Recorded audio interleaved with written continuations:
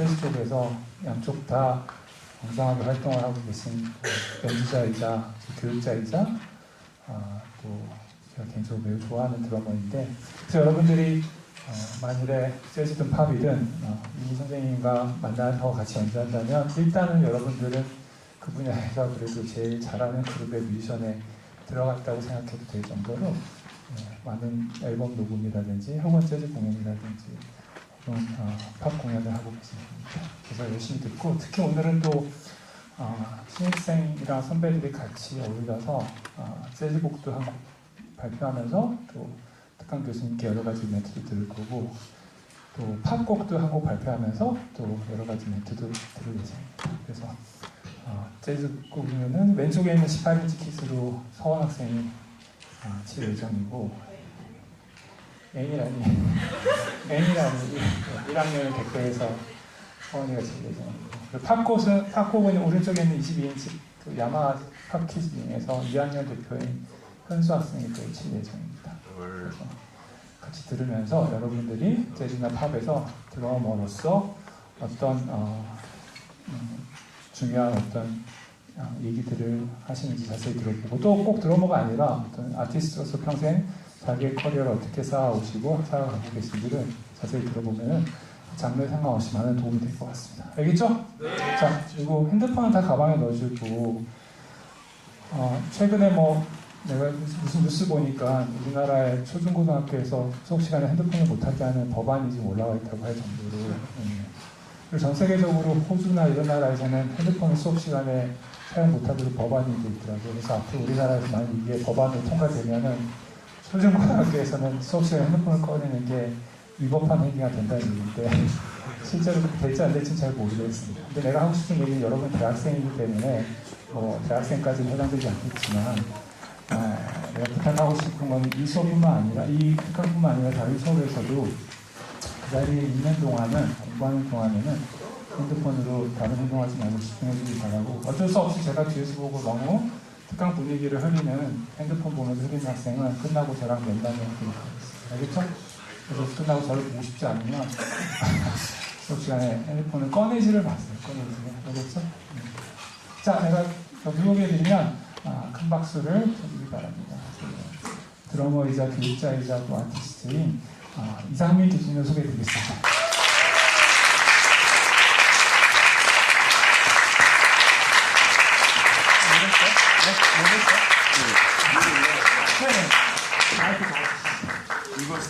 네.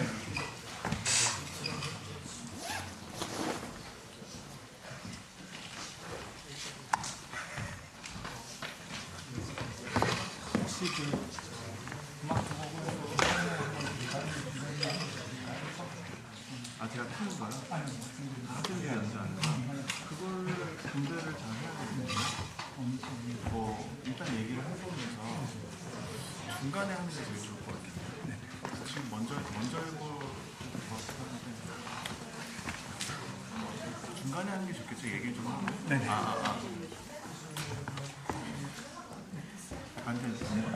네. 안녕하세요. 여러분들을 이렇게 만나게 해준 김창현 선생님에게 여러분 큰 박수 부탁드립니다.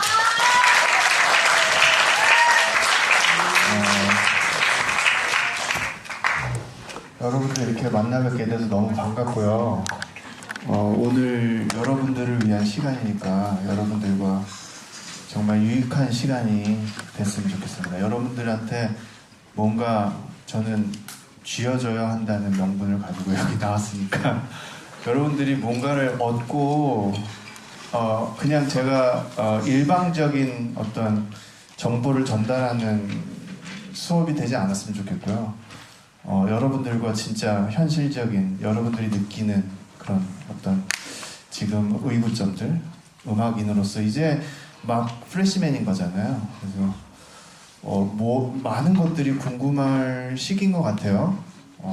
안 그런 분들도 있을 수도 있겠지만, 그래서 함께 어떻게 보면 토론의 시간, 그러니까 그 열린 생각을 하는 게 저는 되게 중요하다고 생각해요. 음악가한테는 특히 더. 그래서 우리가 보통 영어로 얘기할 때 리얼 토크라고 하는데 서론에서 우리가 그 갖춰야 하는 기본적인 그 제가 전달해야 하는 정보 이외에 사실 진짜 우리가 진짜를 이야기하는 그런 시간이 되는 게 저의 제일 큰 목표입니다. 그래서 여러분들도 함께 그런 참여하는 여러분들의 생각을 자유롭게 어떤 생각이든지 상관없으니까 그 이야기가 전달됐을 때 우리 수업이 제일 큰 의미를 발휘하지 않을까 싶어요. 제 생각은. 그래서 이게 맞다, 틀리다, 뭐 본인들이 생각하는 생각을 그렇게 본인이 결정지어서 말하기 어려워하실 필요 없고 자유롭게 대화하고 싶습니다. 괜찮으시죠? 네. 저는 여러분 저에 대해서 잘 모르실 것 같아서 이거 이전에 그 주제에 대해서 있는 제가 보내드렸던 그 다른 자료 있을까요? 이게 자료 말고 뭐 하나만 보내주면 될까요? 이거 말고 그 전에 그 주제랑 주제 관련해서 세부 내용 같은 걸 이렇게 써서 보내드린 게 있었는데 그게 저한테 하나 종이를 이렇게 보내주셨었거든요. 아마 홍보 자료 같은 거였던 것 네네. 같은데, 네, 그거를 먼저 카페에 공지된 거. 네, 그걸 먼저 올려주시면 좋을 것 같아요. 네. 여러분 어떠십니까? 학교 다니는 재미 있으세요? 네. 싱어송라이터가 몇 분 계시나요? 여기 손 한 번 들어봐 주시겠어요? 30명 있습니다. 30명이에요. 네. 그리고 뮤직 테크놀로지? 지금 없어요. 는 없구나. 그러면은 이제 재즈 전공? 네. 몇 명인가요? 재즈 전공자분들? 30명 정도. 30명 정도 되나요? 너무 만나서 반갑고요. 대학생활이실 거예요? 저는 이제 드러머인데 드러머로 활동을 꽤 오래 했어요. 저는 한 10대 중후반쯤부터 일을 하기 시작했고요. 그리고 이제 미국에서 한 10년 동안 살았어요. 그래서 미국에서 학교를 다니기도 했지만 필드에서 활동을 했었고, 그리고 이제 중간중간에 이제 한국에 와서 일을 또 겸하면서 학비를 조달하기 위해서 열심히 돈도 벌면서 활동도 열심히 하면서 제 개인 활동도 이제 하면서 또 뉴욕에서 있으면서 현지에서 활동하는 되게 중요한 뮤지션들을 한국에 데려와서 공연 투어를 한 적도 있고, 제가 아직 발매하지 않았지만 제 음반 안에 참여한 아티스트가 로버트 글래스펠을 포함할 패정 몇몇 분들이 지금 있는데 아직 공개되지 않았습니다. 그래서 음반이 이제 나올 예정이고요. 그리고 그 외에 현재는 다 무브먼트라는 이상민 다 무브먼트라는 밴드로 지금 음반을 준비하고 있어요. 이거는 이제 래퍼, DJ가 같이 이제 포함되어 있어서 약간 힙합적 성향은 있는데, 근데 여러 가지 다양한 장르들이 복합적으로 스며들어 있습니다. 그래서 어떻게 보면 아까 제가 뮤직 테크놀로지 전공자도 물어보긴 했는데 프로그래밍도 제가 같이 겸비하고 있기 때문에 그런 부분에 대해서 얘기를 해도 좋을 것 같아서 한번 물어본 거였고요. 이거는 프로필이고 이거 외에 특강 내용 한번 봐볼게요. 제가 오늘 여러분들이랑 제일 중요하게 다루고 싶은 주제는 이게 좀 너무 깊을 수도 있어요. 그래서 이 얘기하기 이전에 뭔가 다른 얘기들을 하면서 여기까지 도달할 수 있으면 좋을 것 같고, 아니어도 상관없어요. 왜냐하면 여러분들의 이야기를 여러분들 시점에서 저도 바라보고 대화하는 게 제일 중요하다고 생각하기 때문에, 그래서 일단은 간단하게 읽어볼게요. 재즈와 독립예술가 정신. 재즈와 독립예술가 정신. 거창하죠. 근데 독립예술가, 우리 독립예술가라는 게 어떤 걸까? 독립. 이 독립이라는 게 여러분 어떤 걸까요? 어떤 거라고 생각하세요? Independent artist. 우리가 인디 아티스트라고 축약해서 얘기하잖아요. 네. 인디라는 거는 원래 정신적인 성향에서 인디라는 의미가 있고, 지금 한국에 인디 음악이라는 게 있잖아요. 이 인디가 이제 하나의 장르화돼서 지금은 어떤 하나의 성향, 하나의 스타일을 가지고서 인디라고 통용하는 약간 이런 개념이 생기긴 했는데, 원래 인디라는 개념은 독립적인 예술가를 뜻하는 거죠. 그래서 음악적인 성향이 상업적인 거에 치중되어 있는 게 아니라 예술가 중심으로 예술가 자신의 어떤 아티스틱한 범위를 사람들한테 전달해 나가는 뮤지션. 그러니까 보통 대부분은 미국 사회에서 이런 인디 아티스트들이 시작은 굉장히 작은 규모에서 자기 음악으로 세상에서 들어보지 못한 되게 새로운 창의적인 활동을 하다가 그게 대중들한테 사랑을 받기 시작하면서 엄청난 영향력을 받게 된 아티스트들을 우리는 보통 독립예술가라고 하는 거거든요. 근데 이제 이 독립예술가라는 거는 예를 들자면, 여러분이 좀 쉽게 이해하자면 비틀즈도 독립예술가라고 볼 수 있어요. 그러니까 비틀즈는 이전에 비틀즈라는 클리셰가 있었거나 어떤 형식이 있어서 비틀즈라는 상업주의라는 게 모든 통용화돼서 모든 사람들이 비틀즈 같은 음악을 해왔는데 비틀즈가 잘 된 게 아니거든요. 비틀즈는 없었어요. 그런 음악을 하는 아티스트가 없었어요. 근데 비틀즈가 시작하면서 처음에는 그냥 동네 밴드, 어렸을 때 만나서 중학생, 우리 나이로 말하면 중학생 때 만나서 클럽에서 활동을 하다가 이게 사람들한테 사랑을 받기 시작하면서 회사화되고 비즈니스화 되다 보니까 점점 더 커지고, 그래서 이제 메이저의 이미지를 가지게 된 거죠. 근데 사실을 알고 보면 독립예술가라고 볼 수 있습니다. 그리고 우리가 알고 있는 빌 에반스, 뭐 재즈 뮤지션, 여러분 재즈 전공자들이니까 마일스 데이비스, 뭐 제일 대표적인 허비 앤 컵, 시코리아, 이런 분들도 다 독립예술가라고 볼 수 있죠. 왜냐하면 처음부터 상업적인 예술을 지향하는 그 컨셉을 가지고 시작한 게 아니라 자기 자신의 예술적 영역을 만들어서 그게 대중화가 되게 된 케이스이기 때문에 그렇게 얘기할 수 있습니다. 그래서 제가 이 독립예술가라는 표현을 썼어요. 그래서 독립이라는 거는 고립된 사고를 가지고 있는 예술가를 얘기하는 게 아니죠. 자기가 만들어내는 자기만의 어떤 컬러가 창작으로 어떤 하나의 작품으로 만들어져서 그게 대중한테까지 설득력을 가지게 되는 그런 어떤 예술가를 의미하는 거죠. 그러면 굉장히 사회적이라는 얘기인 거죠. 그 자체도. 이것이 굉장히 전 중요하다고 생각해요. 그래서 그 위로 잠깐만 조금만 올려주시겠어요? 네, 정신 상업적 흐름 속에서 나만의 예술 지키기. 이게 어떻게 보면 아까 제가 지금까지 얘기했던 거랑 같은 맥락인 거죠. 그래서 특강 내용, 재즈의 가치, 재즈가 지닌 예술적 자유로움, 진정성, 그리고 공정한 소통의 철학을 바탕으로 학생들에게 예술의 본질적인 가치를 이야기한다. 여러분 어떻게 생각하십니까? 자유롭게 말씀하셔도 됩니다. 우리가 아이스 브레이크라고 하잖아요. 처음에 어색한 거. 저도 여러분 어색해요.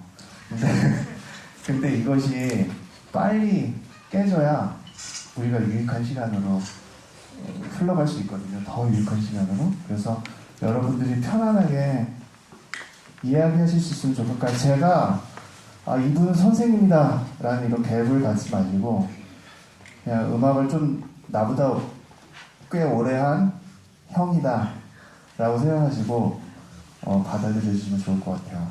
네. 제가 좀 경험이 여러분보다 많은 음악을 하고 있는 사람, 그리고 내가 이제 처음 만난 음악을 이제 꿈꾸는 동생들, 저는 그렇게 생각할게요. 그래서 다시 한번 해볼게요. 재즈가 지닌 예술적 자유로 진정성 그리고 공정한 소통의 철학을 바탕으로 학생들에게 예술의 본질적인 가치를 이야기한다.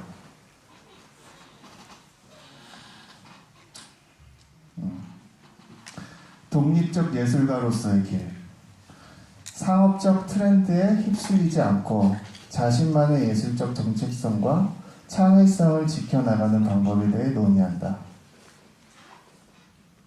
상업적 트렌드에 휩쓸리지 않는다. 이게 사실 여러분 우리에게 하나의 주제가 될 수 있을 것 같아요. 여러분 어떻게 생각하십니까? 어떻게 생각하세요? 여기 분들은 재즈 전공자세요? 아니면은 싱어송라이터세요? 재즈 전공입니다. 재즈 전공이에요? 그럼 일 좀 오세요. 저 재즈 전공자인데. 여러분들 다시 한번 열어주시겠어요? 네.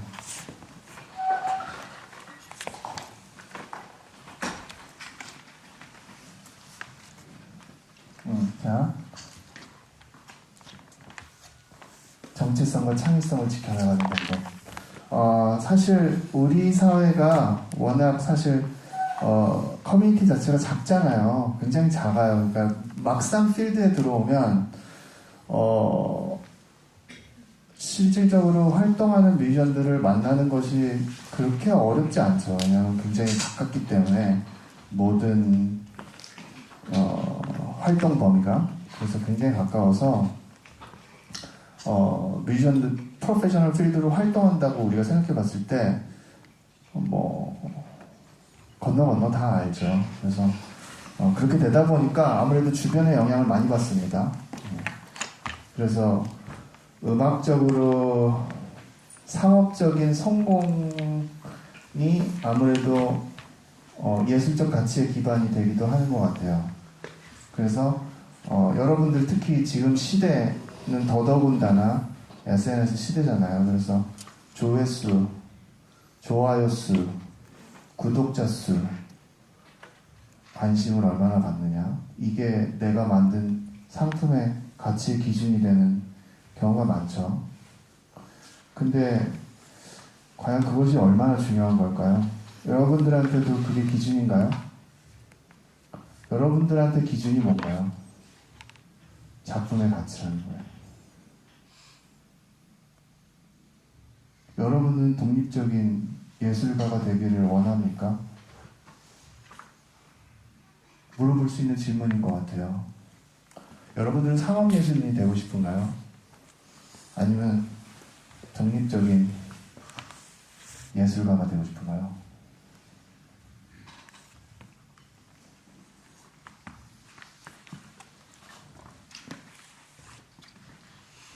손 들어주세요. 자유롭게. 머뭇하시는 것 같아요. 네. 둘 다 되고 싶다고요? 그렇죠. 그것도 좋은 의견이에요. 둘 다 되려면 어떻게 해야 될까요? 독립적이면서 상업적인 거. 좀 더 구체적으로 한번 얘기해 볼래요? 독립적이면서 상업적이려면 어떻게 해야 될까요? 어떻게 해야 될지는 모르겠는데. 어떻게 해야 될지 모르겠어요? 네. 생각해 본 적 있어요? 아니요. 없어요? 한번 생각해 볼 만한 부분이죠. 네. 음악을 전공한다고 한다면 독립적이면서 상업적인 건 뭘까? 어떤 내가 행보를 가야 독립적이면서 상업적일 수 있을까? 인정받을 수 있어야 되겠죠? 근데 그게 나만의 예술이어야 되겠죠? 네. 그쵸? 또 다른 의견 있으실까요? 네. 가수가 좋아하는 예술이 좋은 예술이라서. 다수가 좋아하는 예술가, 상업적인 예술만이 진정한 가치다 라는 말씀인 거죠. 근데 거기에 나만의 색깔이 포함되어 있어야 한다. 근데 나만의 색깔이 있는데 다수가 좋아하지 않으면 그거는 가치가 없다. 나만의 색깔을 다수가 좋아할 수 있게 만들어야지 좋은 그러니까 기준이 뭐예요? 다수가 기준이에요? 아니면 나만의 색깔이 기준이에요? 두 개 다 너무 중요하지 않아요? 두 개 다? 그러면 뭐가 더 중요해요, 둘 중에?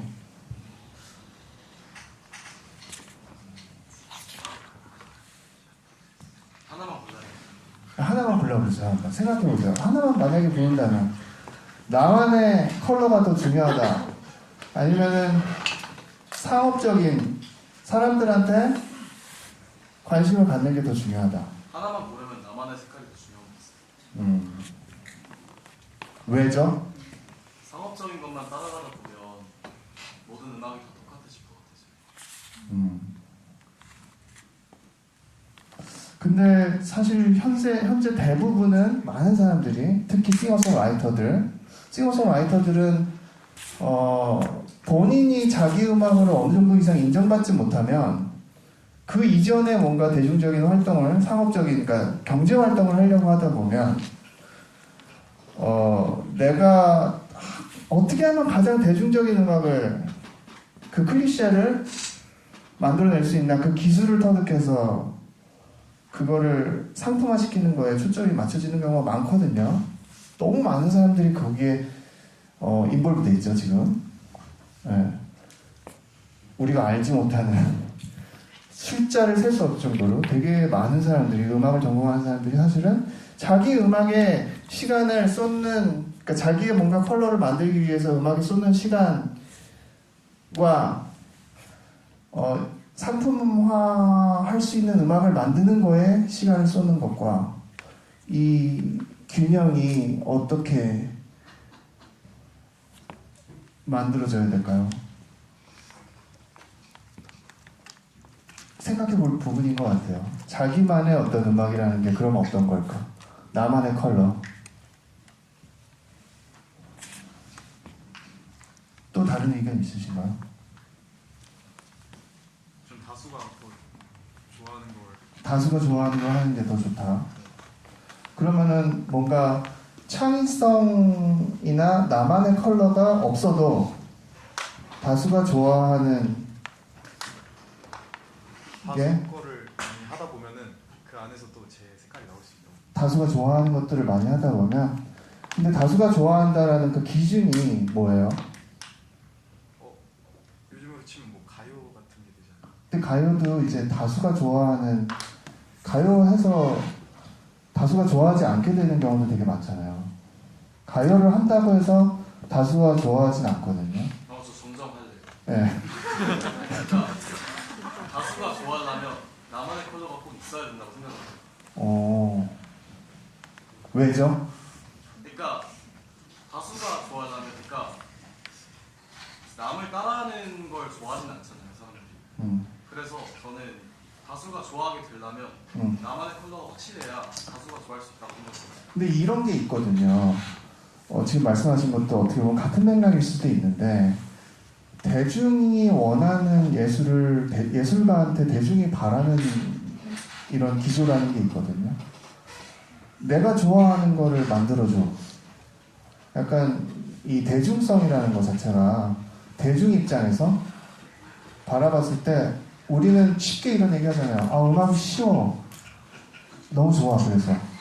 근데 또 쉽게 얘기하는 부분 중에 하나가 이거 어려워. 어렵다는 말은 별로야 라는 말을 좀 돌려서 하는 이런 표현도 잘하잖아요. 네. 그러니까 이게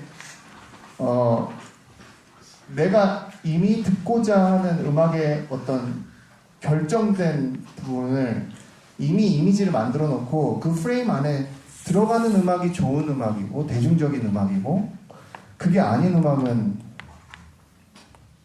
내가 듣고자 하는 음악이 아닌 그러니까 철저히 대중의 시각에서 이 문화예술이 방향성을 자리 잡고 있다고 생각하지 않아요?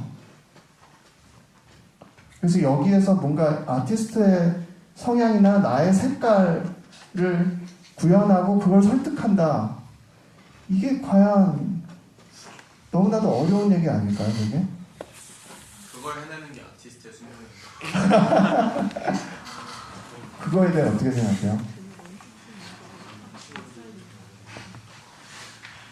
죄송합니다. 질문이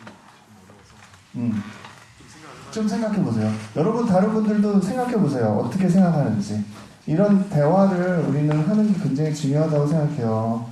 왜냐하면 여러분들이 음악적으로 자기의 아이덴티티를 만들어 나가는 게 그 가치관이 어디에 있는지에서 오는 거잖아요. 그래서 가치에 대한 생각을 뭐가 가치가 있는 걸까?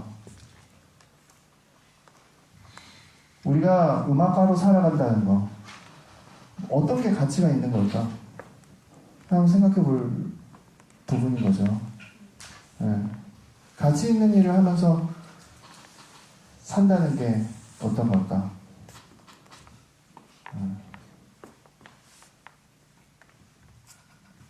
그 소신이 과연 필요할까? 그게 왜 필요한 거지? 그냥 잘 먹고 잘 살면 되는 거 아니야? 왜 이렇게 생각할 수도 있는 거죠.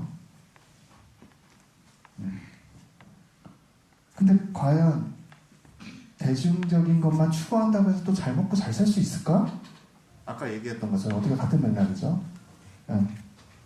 그게 과연 상품화라고 생각했을 때 그 상품적으로 가치가 있을까? 결국엔 클리셰가 될 수 있잖아요. 클리셰로만 이루어진 음악이 과연 상품적 가치가 있을까? 그것도 생각해 볼 수 있죠. 나의 창작이 아니라 클리셰의 조합으로만 만들어진 음악이 과연 상품적으로 가치가 있냐는 거예요.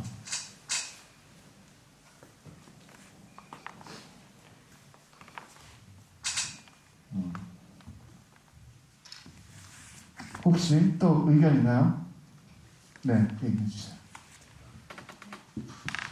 사실 이런 뭔가 상업적인 음악이랑 또는 자기의 색깔이 있는 음악이랑 항상 뭔가 비슷하게 하고 있는 그런 느낌이거든요. 항상 고민을 많이 하고 있는데 결국에는 사실 가치라는 것은 뭔가 자기가 만드는 내가 생각하는 게 가치라고 생각해서 그러니까 결국에는 자기가 좋아하는 음악을 하고 그리고 그 음악을 뭔가 대중적으로도 또 선도할 수 있도록 만들어 나가는 게 좀 그런 가치에 대한 책임을 지는 게 아닐까 생각이 좋은 얘기예요. 너무 좋은 얘기입니다. 근데 과연 내가 좋아한다고 생각하는 음악이 뭘까? 좋아한다고, 내가 좋아하는 음악을 하면 되지. 그 좋아한다는 게 뭐죠? 좋아하는 음악이라는 게 뭘까요? 그게 굉장히 알고 보면 우리가 옛날에 이 자본주의 사회가 만들어낸 병폐에 대해서 하버마스라는 철학자가 한 말이 있어요.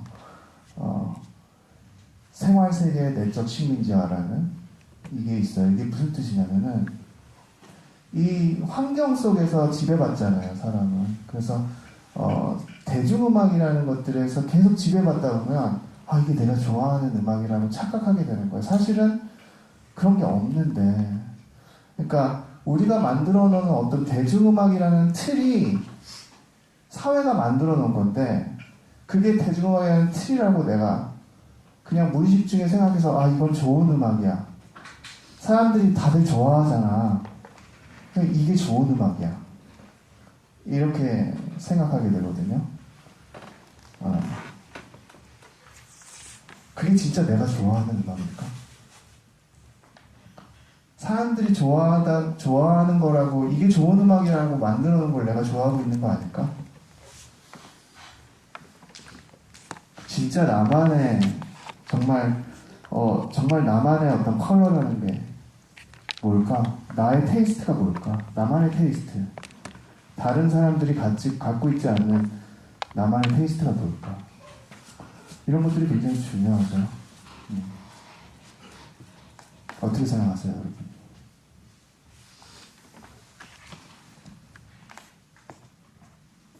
의견 없어요?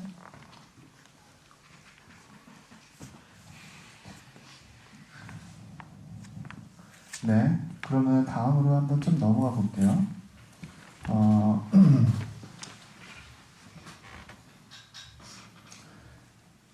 독립적 예술가로서의 길, 상업적 트렌드에 휩쓸리지 않고 자신만의 예술적 정체성과 창의성을 지켜나가는 방법에 대해 논의한다. 방금 전에 했었고요. 균형 잡힌 시각, 상업 예술에 대한 이해와 비판적 시각을 동시에 갖추면서 독립 예술가로서 건강한 예술과 문화를 만들어가는 방향을 제시한다.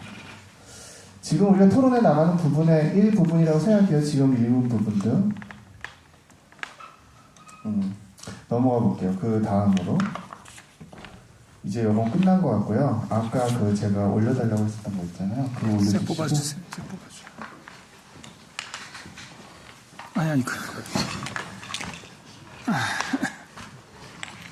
아니 아니. 라이트닝을 뽑아달라고. 잠깐 우리 연주를 듣고 한번 볼까요? 연주를 여러분들 좀 지루할 것 같아서 연주를 좀 할까요?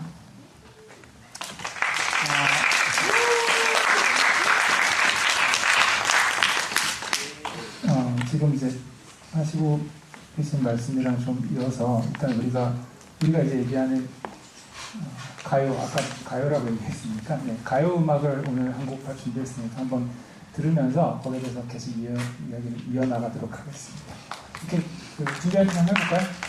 오늘은 두 곡이 발표될 건데 팝 가요곡이 하나 발표될 거고 재즈곡이 하나 발표될 거고.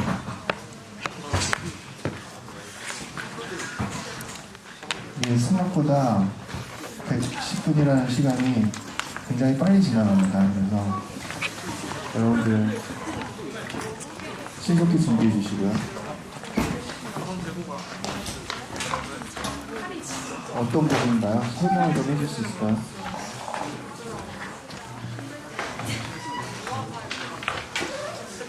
마이크 몇 번이요? 작곡하신 분 혹시 계신가요? 기성곡이요. 기성곡인가요?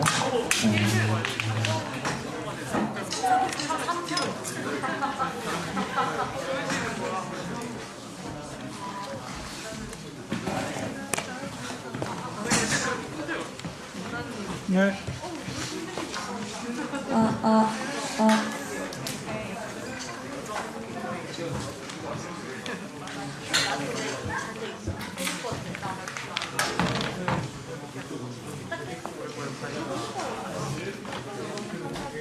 약간 소리만 내볼까요?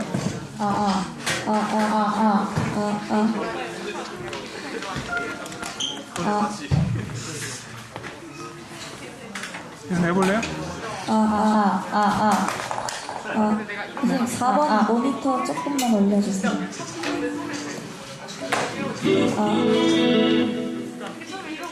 켜져 있어요? 앞에 거? 두 개 켜져 있어? 네. 안 켜져 있죠?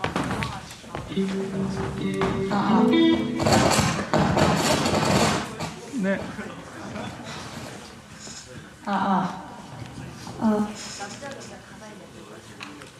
빨리 사운드 체크 해볼까요?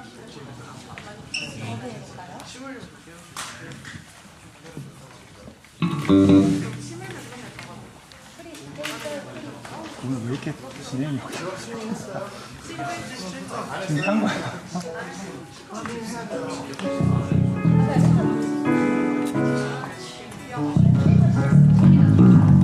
여러분들 이 발라드인가요? 가요 발라드 거죠? 가요 발라드 음악에서 제일 중요한 건 사운드잖아요. 사실 톤이, 왜냐하면 우리가 막 즉흥적인 부분이 많다기보다는 정해져 있는 편곡 안에서 그 사운드를, 많은 노트를 연주하는 게 아니라 굉장히 간결한 플레이를 해야 되는 음악이기 때문에 이 간결한 음악에서는 사실 한 노트 한 노트가 한 목소리가 중요하잖아요. 그 뉘앙스, 약간 어떻게 보면 클래식적인 성향이 조금 더 있다고 해야 될까요? 정해져 있는 걸 잘해야 되는, 어느 정도. 근데 여기에다가 잘한다는 의미가 자기의 색깔을, 아까 얘기했던 것도 마찬가지죠.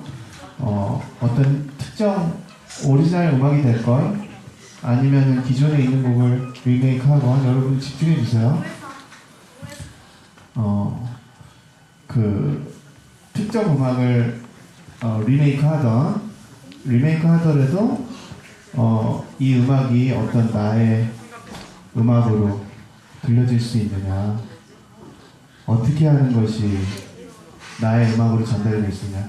여기에서 이제 퍼포먼스를 하는 거니까 지금 라이브를 하는 거잖아요.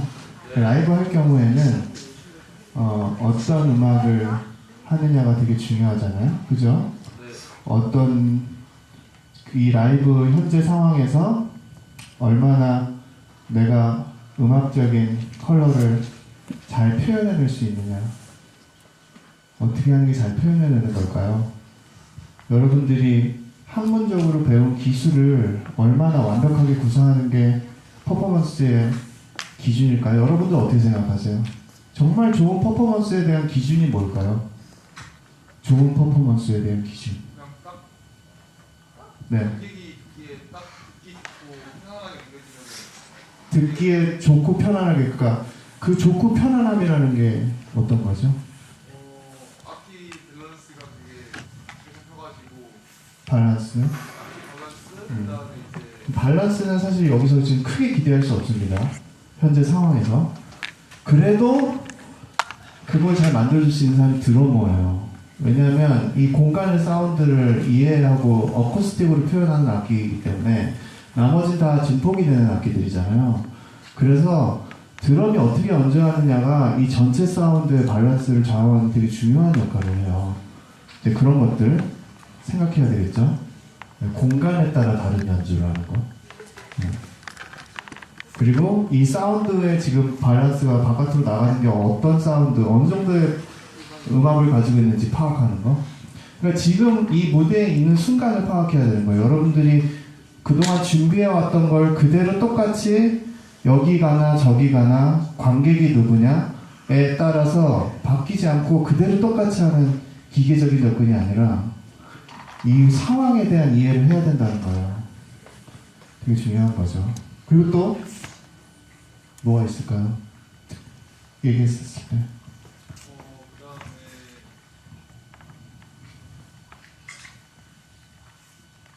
편안하게 좋은 사운드.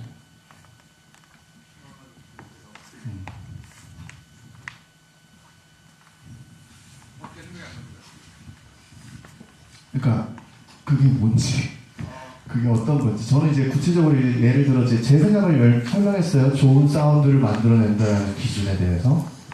네. 제가 생각하기에 좋은 사운드라 어느 한 학기는 안 들리고 한 학기는 크게 들리는 게 아니에요. 그쵸, 밸런스는 그건 얘기했었고. 예. 그리고 또 뭐가 있을까요? 다른 분들? 혹시? 디테일. 어떤 디테일?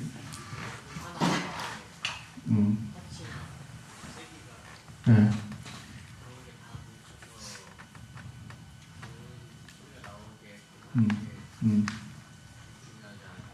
그 디테일이 살아나게 하는 거. 표현의 디테일. 여러분들 특히 노래하시는 분들 같은 경우는 특히 그 노래의 한음한음에서 주는 그 디테일들, 그 감정의 선이 있잖아요. 그런 것들이 어떻게 하면 잘 전달될 수 있을 것인가? 어떻게 하면 자연스럽게? 그러면서 이제 기술적으로도 음정 뭐 이런 거 안 놓쳐야 되고, 리듬, 박자 안 놓쳐야 되고, 이런 것들 있잖아요. 근데 거기에서는 또 중요한 건 디테일을 표현한다는 건 감성적인 부분에서 디테일이 있겠죠. 아무래도 감성적인 부분에서의 디테일. 그 감성적인 부분에서의 디테일이라는 거는 음의 컬러에서 주는 것들인 거잖아요. 이걸 내가 선택하는 것도 중요하지만 그걸 구현해내는 것도 기술적으로 중요하고, 그거를 어떻게 전달했을 때 이게 내가 마음이 같이 전달될 수 있을 것이냐. 이 어려운 얘기죠. 디테일을 표현한다는 거. 다른 악기도 마찬가지죠. 같이 똑같이 생각할 수 있는 부분인 것 같아요. 어떤 터치. 같은 리듬이라고 해도 우리가 디테일하게 들어가면 사실 리듬이라는 게, 리듬이 되게 뉘앙스를 표현하는 거에 되게 중요하잖아요. 여러분들 아시죠? 근데 그 리듬을 표현하는 디테일이라는 게 여러분들 귀가 얼마나 발달하는지에서 결정돼요. 내 귀가 얼마나 디테일한 걸 들을 수 있는 귀를 가지고 있느냐. 그거에서 여러분들의 연주가 얼마나 디테일하게 표현이 될 수 있느냐가 결정되거든요. 그 섬세한 귀를 어떻게 하죠? 가질 수 있느냐. 분별력이 있어야 되겠죠.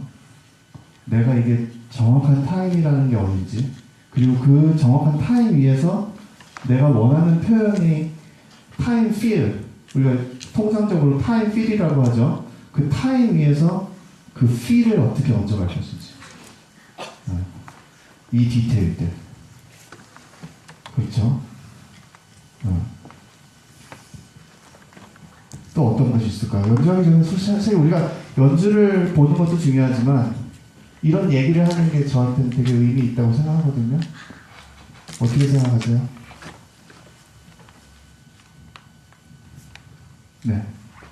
작곡자와 연주자와 관객이 다 같은 감정을 느끼는 게 좋은 무대라고 생각합니다. 같은 감정.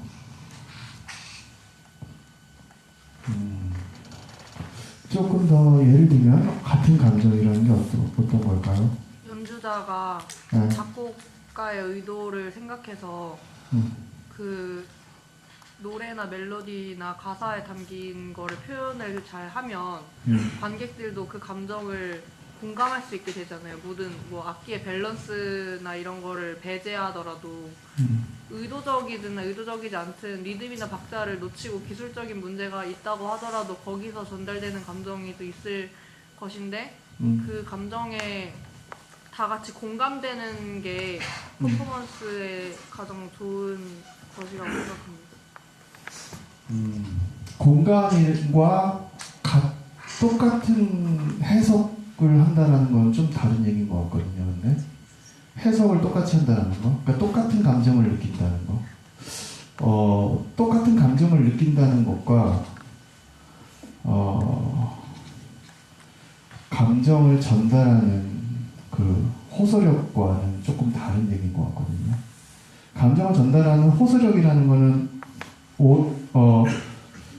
온전히 아티스트의 해석에서 사실 나오는 게 크잖아요. 물론 우리가 전체적으로 연주를 했을 때 곡의 다이내믹을 이렇게 가져가자, 약속이라는 게 있겠죠. 이 곡을 우리가 가져갈 때 이런 느낌으로 가져가자, 뭐 이런 걸 정해서 프로듀서가 이건 이렇게 가야 된다 라는 약속을 정할 수는 있겠죠. 하지만 음악 자체를 해석하고 그 가사에 대한 해석을 해서 사람들한테 전달하는 건 정해져 있는 느낌을 얼마나 완벽하게 구사해내느냐, 그건 관객의 기준인 거예요.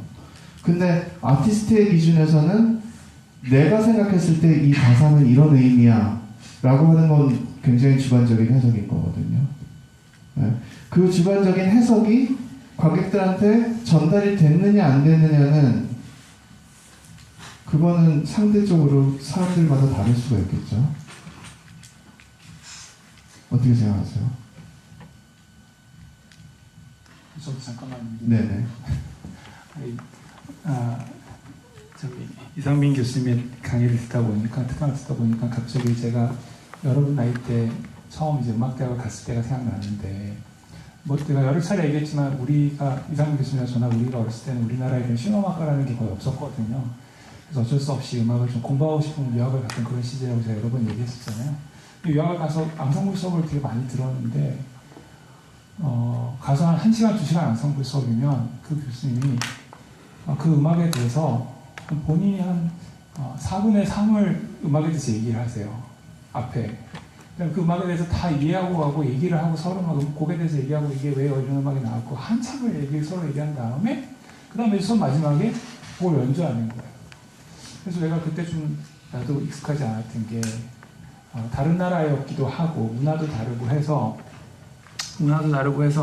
그렇게 음악에 대해서 학생들이랑 교수님이 이렇게 길게 얘기하는 게 처음에 나도 되게 익숙하지 않더라고요. 근데 이게 좀 하다 보니까 일단은 그 앙상블 수업이라는 게 꼭 곡을 연주하는 게 앙상블 수업의 전부가 아니라 그 교수님의 어떤 그 음악에 대한 설명이라든지 이런 음악을 같이 할 때는 어떤 게 중요하고 혹은 왜 우리가 이런 걸 중요하게 생각하고 그런 거에 대해서 많이 얘기 들었던 게 굉장히 오래 기억에 남는데, 근데 사실 또 여러분들은 좀 다른 세대이기도 하고 그래서 좀 다를 수 있는데, 그래서 생각에 맞고 틀린 건 없으니까 편하게 얘기를 많이 하면 좋을 것 같습니다. 질문도 많이 하고. 알겠죠? 네, 우리가 특히 이 동양 사람들이 대개는 자기 의견을 얘기하는 거나 질문을 하는 거에 대해서 굉장히 조금 부담스러워하는 문화이긴 하거든요. 역사적으로 그래요. 근데 이제 우리 또 음악가니까 그런 거에 대해서 더 얘기를 많이 하고, 아까 처음에 얘기하신 것처럼 얘기를 서로 주고받는 그런 특강이 됐으면 좋겠습니다. 알겠죠? 네, 여러분들 편안하게 편안하게 우리가 대화. 학생 너무 듣는 것만 익숙해. 맞는 건 없습니다. 여러분들 제가 말한다고 해서 제가 맞다고 얘기하는 거 아니에요. 사실 이런 얘기는 열린 사고를 가진, 처음에 제가 말씀드렸던 것처럼 자유롭게 생각하는 것들을 테이블 위에 올려놓고 그 의견이 어떤 것인가, 여러분들도 얘기하다 보면 정립이 되거든요. 근데 이게 정립이 되는 게 결국에 자기의 어떤 세계관이 되고 아티스트로서의 지향점이 되고 이런 거거든요. 근데 그런 것들이 사실 음악가한테 사실 굉장히 중요하다. 네, 그런 거예요. 그래서 얘기해봤습니다. 한번 곡에 대해서 한번 설명을 좀 들어볼까요? 다현이가 얘기해 주네. 저희가 준비한 곡은 박하요비의 그런 일은이라는 곡을 준비해봤고요. 네, 이 곡은 발라드 중에서도 되게 높낮이가 큰 곡이어서 네, 박하요비 씨가 노래를 굉장히 잘하잖아요. 네 맞습니다. 한번 들어볼까요? 네. 잠깐 근데 혹시 가사에 대한 설명을 좀 해줄 수 있을까요? 그러니까 이게 노래 음악 같은 경우는 가사가 들어가는 순간부터 가사가 제일 중요해지거든요. 가사가 어떤 이야기를 하고 있느냐. 가사가 이별하는 상황인데 그 이별을 지금 부정하고 있는 한 사람에 대한 이야기라고 생각합니다. 이미 헤어졌지만 우리는 헤어진 게 아니고 언젠간 다시 예전처럼 날 안아주고 웃어주고 바라봐 줄 거라고 상대에게 이야기하는 노래입니다. 자, 이 지금 감정이잖아요. 이 나를 다시 알아봐 줄 거야 하는 이 감정이라는 게 과연 여러분들 어떻게 생각하세요? 그 감정이라는 게 나를 다시 알아봐 줄 거야. 슬픔이죠? 크게 보면 슬픔입니다. 근데 음악으로 여러분들 이제 연주인들 입장에서 바라봤을 때, 그리고 노래를 어떤 하나의 악기라고 생각하면서 바라봤을 때 슬픔이라는 표현이라는 게 정해져 있나요? 음악적인 언어는 음악 자체가 가지고 있는 미학적 언어라는 게 있잖아요. 이것도 언어예요. 하지만 우리가 말로써 표현하는 언어와 음악이라는 미학적 언어로 표현하는 언어는 좀 다르죠. 이건 훨씬 더 포괄적이에요. 근데 음악적 이 미학적 언어 안에 슬픔이라는 단어를 표현하는 방법이라는 게 따로 있나요? 슬픔은 이래야 된다. 슬픔은 기타가 이렇게 디스토션을 걸어야 돼. 슬픔은 기타가 이렇게 바이브레이션을 해야 돼. 슬픔은 바이브레이션의 속도가 이 정도 돼야지 슬픔을 표현하는 기술이야. 이런 게 있나요? 슬픔은 스네어 터치를 림샷을 걸어서 어느 정도 이상 걸어야 돼. 어떤 특정한 기술이라는 게 있나요? 여러분 어떻게 생각하세요? 없죠? 다 동의하십니까? 네. 우리가 언어로 표현하는 단어와 우리가 언어로 표현하는 소통의 방식과 음악의 언어의 소통의 방식은 달라요. 음악이 가지고 있는 건 훨씬 더 포괄적이죠. 인간이 가지고 있는 감정을 대변해주죠. 그거는 맞아요. 감정을 대변해주지만 우리가 언어로 표현하는 그 단어를 구체적으로 말하진 않아요. 그렇기 때문에 여러분들이 같은 음악을 연주한다 하더라도 다 다르게 연주할 수밖에 없는 거예요. 근데 그 부분이 여러분들이 어떻게 해석할 것이냐는 거예요. 박하엽이랑 똑같이 부르는 게 과연 그 슬픔을 표현하는 방법일까요? 어떻게 생각하세요? 그렇잖아요. 우리가 상업 예술이라고 한다는 게 어떻게 보면 제 맥락을 한번 연결시켜 보려고 하는 거예요, 제가. 상업 예술이라고 한다는 게 어떻게 보면 이 사람과 얼마나 비슷하게 노래를 부를 수 있느냐의 기준도 없지 않다고 생각하거든요. 그러니까 기존의 기성 발라드는 이렇게 불러야 돼 라는 기준이 있죠. 디렉터도 원하는 기준. 그죠? 이제 그게 슬픔을 표현하는 기준이냐 이거예요. 슬픔을 표현하는 기준이 어떤 특정 가수가 원래 곡을 리메이크한 거잖아요. 지금 여러분들이 리메이크한 건데 그 노래 가수가 표현한 원래 원곡자 가수가 표현한 그 노래의 표현을 내가 어느 부분을 수용하고 어느 부분은 내 걸로 만들 것이냐. 그렇게 했을 때 어느 부분이 내 감정으로 사람들한테 진정성 있게 전달될 수 있을 것이냐. 그건 뭐죠? 노래를 잘한다는 게 어떤 걸까? 과연 나의 이야기로 들려야 되겠죠. 여러분들의 연주, 모든 연주가 각자의 자신의 이야기로 들려야지 잘하는 거 아닐까요? 그죠? 네, 어떻게 생각하세요, 여러분? 저도 그렇게 생각합니다. 네. 한번 시작해볼까요?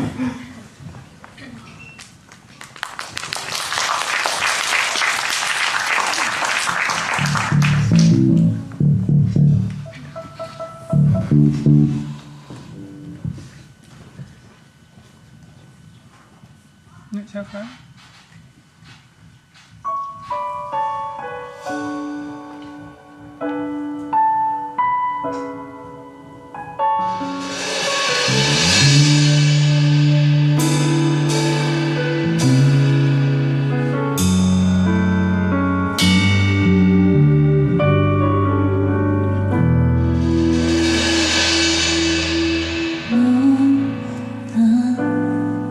멀어 보여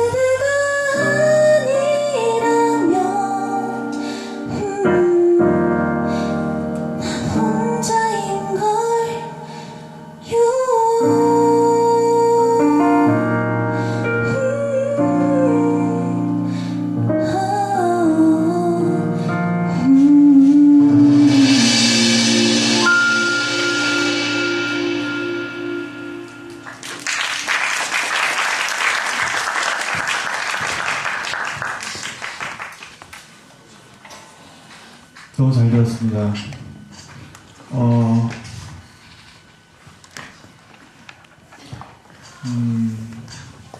이 곡을 얼마간 준비했나요, 혹시? 한 번 합주했나요? 아니면 몇 번 합주했어요? 이 특강을 위해서는 한번 합주했어요. 한 번 합주했어요? 아, 이 특강을 위해서만 준비한 거예요? 전에 했던 건데 네.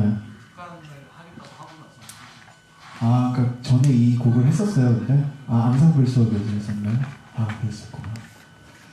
잘 들었습니다. 네.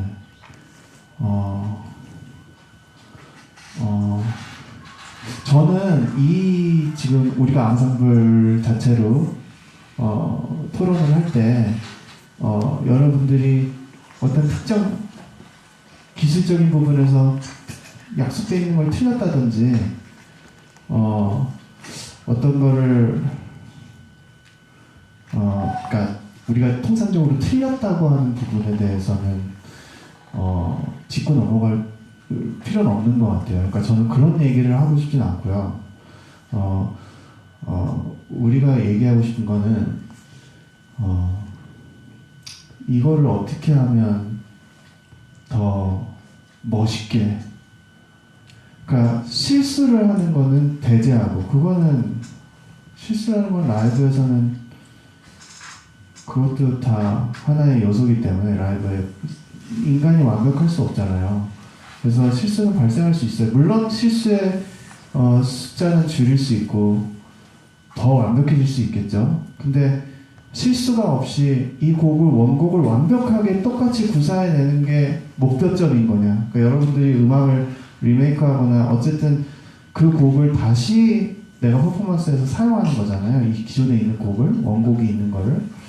이거를 했을 때 과연 내가 원하는 이상이 이 곡을 얼마나 비슷하게 내가 구사하는 거에 목표점이 있는 것이냐. 이게 저는 되게 중요한 것 같아요.